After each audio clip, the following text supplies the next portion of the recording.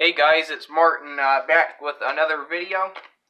As promised, this is the second of two videos I'll be doing on the National Championship game, which is tonight. Yes! I'm excited about that. I hope you guys are too.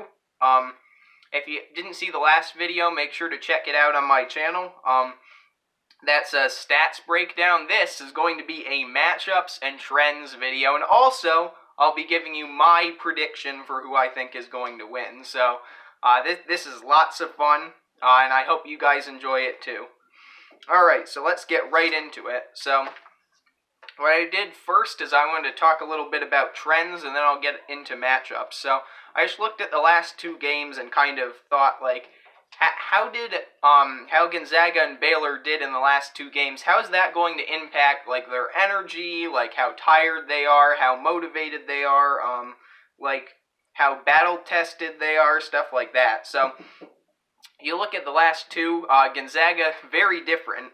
They smacked USC 85-66, and then in one of the best games ever, they beat UCLA by 3. So, I think the fact that Gonzaga went to overtime is definitely going to play a role, because, I mean, you're playing late, whereas Baylor just played a regular game and basically didn't even have to play a second half against Houston in their 78-59 win. So I think you can expect Gonzaga to maybe be a little tired, maybe come out not quite as fast as Baylor. So maybe you can expect Baylor to lead by like 3 to 5 at halftime, but I don't think that's going to impact it a lot.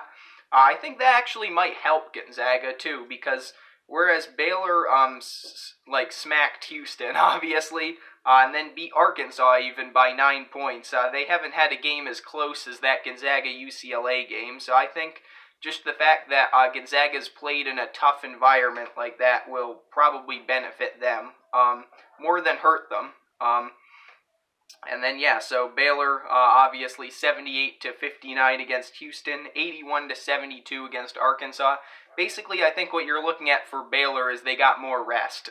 They're the more rested team out of the two, and I think, like I said, that'll probably benefit them in the first half, and then by the second half it'll be a pretty competitive game. I expect it to be competitive throughout, but I wouldn't be surprised if Baylor was up 8-10 in the first half, and then Gonzaga kind of brought it back before halftime.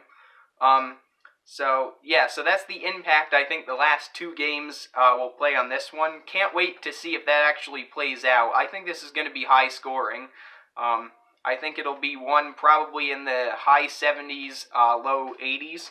I'll get more on that later. So the key matchups, I just drew up some matchups that I thought, this is probably what's going to happen. This one I think is a no-brainer. You got Mark Vital versus Drew Timme. And this is going to be an intriguing matchup because we saw last game UCLA they doubled Timme and they were even able to defend him one-on-one a little bit. If there's anyone other than UCLA and USC's Evan Mobley, and by the way, he could not stop Drew Timme, but maybe in another game he could have. If there's anyone other than them that could stop him, I'd say it's Mark Vital. He's been a top 10 defender in the country. He is great at drawing charges. He doesn't block a lot of shots, but he's good at contesting them, and he's a big guy, so he'll be able to stand his ground against the, I believe, slightly taller Timme.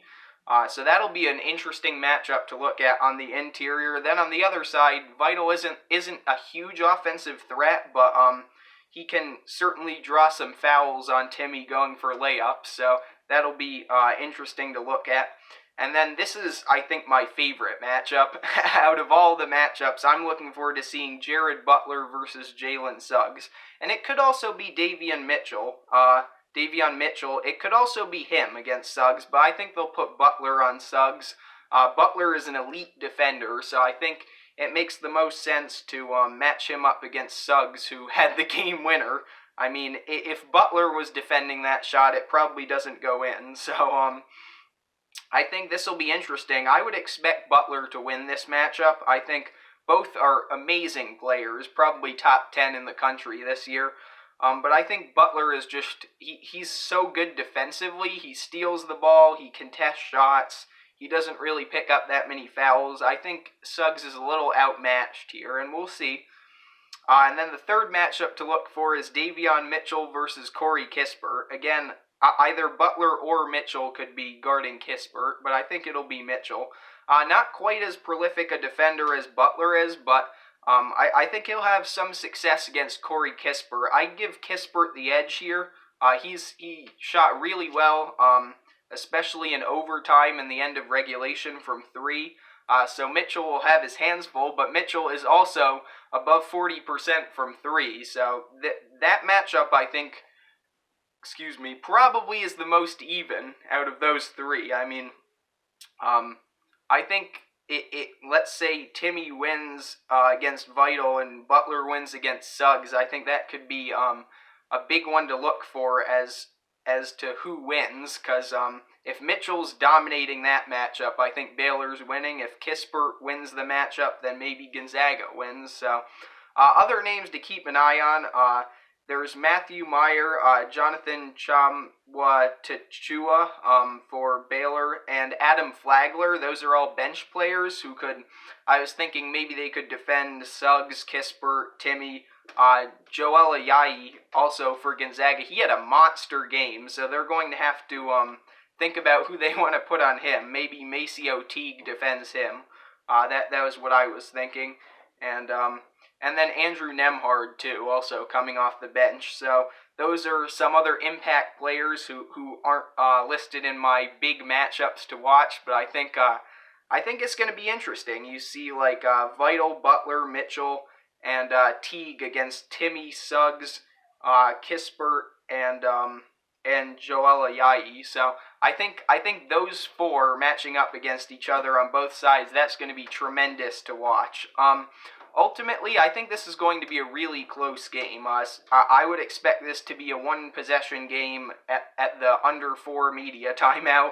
I have Baylor winning by 1 point, but I could see this one going either way.